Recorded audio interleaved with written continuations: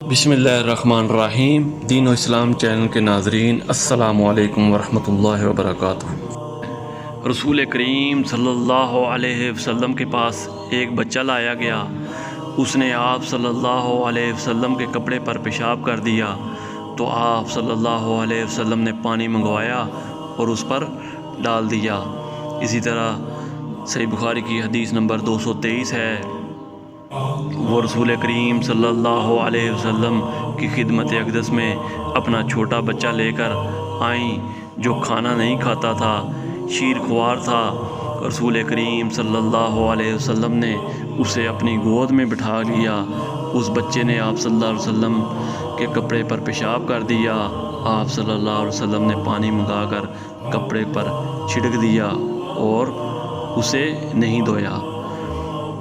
اسی طرح صحیح بخاری کی حدیث نمبر 224 ہے۔ نبی کریم صلی اللہ علیہ وسلم کسی قوم کی کوڑی پر تشریف لائے، پھر آپ صلی اللہ علیہ وسلم نے وہاں کھڑے ہو کر پیشاب کیا، پھر پانی منگوایا۔ میں آپ صلی اللہ علیہ وسلم کے پاس پانی لے کر آیا تو آپ صلی اللہ علیہ وسلم نے اس سے وضو کیا۔ قرآن و حدیث کی تعلیمات کے لیے دین و اسلام چینل کو سبسکرائب کریں۔ جزاک اللہ خیر۔